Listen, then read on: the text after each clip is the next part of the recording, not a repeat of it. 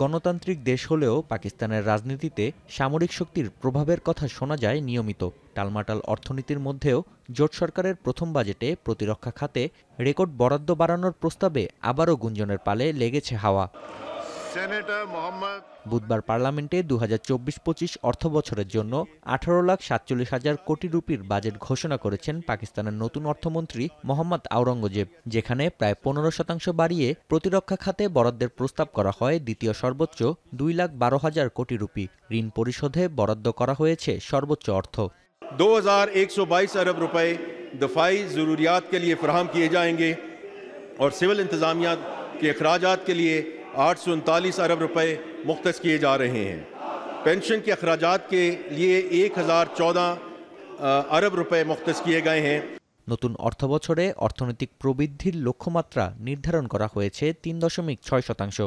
অর্থনৈতিক সংকটের মাঝেই 25% বাড়ানোর প্রস্তাব করা হয়েছে সরকারি চাকরিজীবীদের বেতন। যদিও সরকার বলছে সংকট কেটে যাওয়ায় আন্তর্জাতিক মুদ্রা তহবিলের কাছ থেকে নতুন দফায় ঋণ পেতে সহায়তা করবে এবারের বাজেট।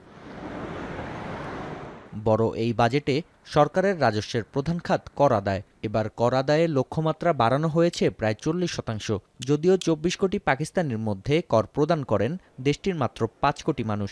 তাই বাজেট ঘিরে মিশ্র প্রতিক্রিয়া দেখা গেছে সাধারণ জনগণের মাঝে।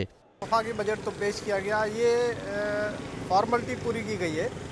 जो हर साल बजट पेश करके बताया जाता है कि हमने आवाम के लिए बजट पेश किया गया, लेकिन हर साल आवाम की मुश्किलात के लिए बजट पेश किया जाता है। बजट जिस तरह होता है कि लफ्ज़ों का गोरख धंधा होता है। अगर IMF और वर्ल्ड बैंक आपके कर्ज़ों पे उतार चढ़ाव कर दे, आप तो आवाम पर महंगाई का बोझ दर बोझ जो है मुसल्लत कर देंगे। নতুন বাজেটকে উচ্চাভিলাষী বলে মন্তব্য তেহরিকি ইনসাফ সহ বিরোধী দলগুলোর। গেল অর্থবছর 3.5% অর্থনৈতিক প্রবৃদ্ধির লক্ষ্যমাত্রা নেওয়া হলেও পূরণ হয়েছে মাত্র 2.38%।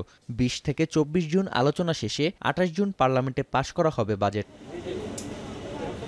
নাফিয়া আরমান মনন, এখন বিশ্ব।